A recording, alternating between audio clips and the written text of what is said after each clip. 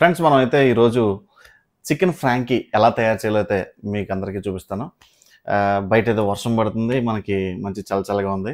ఇలాంటి టైంలో ఈ చికెన్ ఫ్రాంకీ తింటే చాలా ఆహ్లాదకరంగా ఉంటుందన్నమాట. వీడియో అయితే ఎక్కడ స్కిప్ చేయకుండా చూడండి, ప్రతి ఐటెంని కూడా మీకు చూపిస్తాను. ఇంకా లేట్ ఎందుకు, మొదలెట్టేద్దాం. ఫస్ట్ వెజిటేబుల్స్ తీసుకుందాం. ఆనియన్స్, క్యాప్సికమ్, టొమాటో కాదు టొమాటో, టీ షుడ్ బి రోల్ అనమాట, పచ్చిమిర్చి, క్యాబేజ్. వీటిని బాగా వాష్ చేసుకుని ఇలా చిన్న చిన్న ముక్కలకి అయితే మనం కోసుకుని పక్కన పెట్టుకుందాం. క్యాబేజ్ని బాగా సన్నగా కట్ చేసుకుందాం. ఈ క్యాబేజ్ నూడిల్స్లో కానీ అదేవిధంగా మనం తయారు చేసే ఈ రోల్స్లో కానీ బాగా ఎక్కువ ఉపయోగిస్తారు. అదేవిధంగా క్యాప్సికమ్ను కూడా చిన్న చిన్న ముక్కలుగా కట్ చేసుకోవాలి. ఈ క్యాప్సికమ్ గ్రీన్, రెడ్, ఎల్లో కలర్లో అయితే మనకు దొరుకుతుంది. మాకైతే మార్కెట్లో గ్రీన్ కలర్ ఎక్కువ వస్తుంది కాబట్టి గ్రీన్ కలర్ వాడడం జరిగింది. కలర్ ఏదైనా పర్లేదు కానీ వాడడం మాత్రం చాలా ఇంపార్టెంట్ అనమాట. క్యాప్సికమ్ తప్పకుండా వాడండి. తర్వాత ఒక ప్యాన్ తీసుకుని తగినంత ఆయిల్ వేసుకోవాలి. ముందు కట్ చేసుకున్న ఆనియన్స్, పచ్చిమిర్చి గోల్డెన్ కలర్ వచ్చే వరకు ఫ్రై చేసుకోవాలి.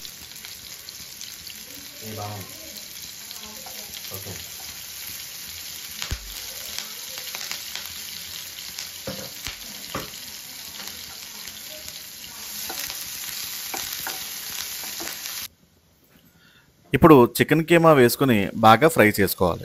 ఈ చికెన్ కీమా కోసం ఈరోజు మార్కెట్కి వెళ్ళాను. మార్కెట్కి వెళ్తే అక్కడ షాప్ కీపర్ని 1 కేజీ చికెన్ కీమా కొట్టవయ్యా అని అడిగితే అతను నా వంక ఆశ్చర్యంగా చూసి, చికెన్ కీమా ఏంటి సార్, మటన్ కీమా ఉంటుంది కానీ చికెన్ కీమా ఎక్కడన్నా ఉంటుందా అని ఆశ్చర్యంగా అడిగాడు. కానీ కాదయ్యా, నాకు చికెన్ కీమాయే కావాలి అని చెప్పేసి అడగడం జరిగింది. చికెన్ బాగా ఫ్రై అయిన తర్వాత ఆల్రెడీ కట్ చేసి పక్కన పెట్టుకున్నటువంటి టొమాటోస్, క్యాబేజ్, క్యాప్సికమ్ ముక్కలను ఒక్కొక్కటిగా ప్యాన్లో వేసుకుని బాగా కలుపుకోవాలి. ఇప్పుడు ఇంతకు ముందే తయారు చేసుకున్నటువంటి అల్లం వెల్లుల్లి పేస్ట్, తగినంత సాల్ట్, పసుపు, తగినంత కారం, తగినంత గరం మసాలా వేసుకుని బాగా ఫ్రై చేసుకోవాలి.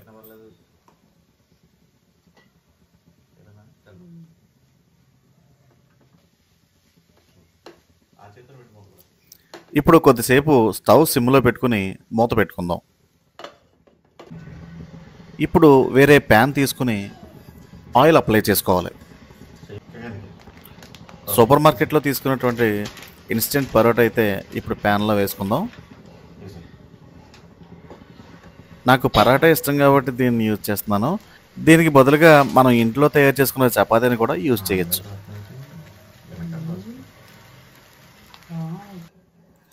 దీన్ని 2 వైపులా ఫ్రై చేసుకుని పక్కన పెట్టుకుందాం.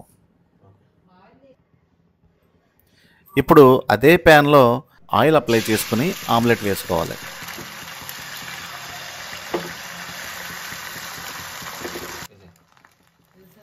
ఈ ఆమ్లెట్ మీద మనం ముందుగానే ఫ్రై చేసుకున్నటువంటి ఈ పరోటాని దానిపైన వేసుకుని రోస్ట్ అయిన తర్వాత ప్లేట్లోకి తీసుకోవాలి.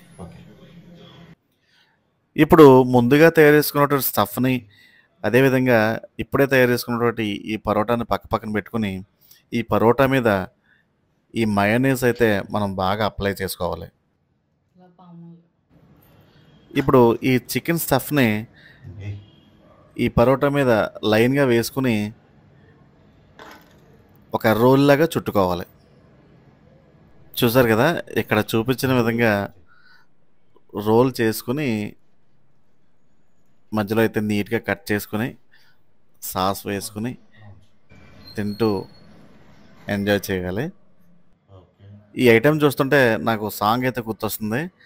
అదేంటంటే, ఆహా ఏమి రుచి తినగా మై మరచి రోజు తిన్నా మరి మోజే తీరనిది. అద్భుతం అనమాట, చాలా బాగా వచ్చింది టేస్ట్ అయితే. మీరు కూడా ట్రై చేయండి. ట్రై చేసి నాకు కామెంట్ బాక్స్లో మీ ఐటమ్ అయితే ఎలా వచ్చిందో నాకు కామెంట్ బాక్స్లో తెలియజేయండి. మరో రెసిపీ కోసం వెయిట్ చేయండి. Thank you.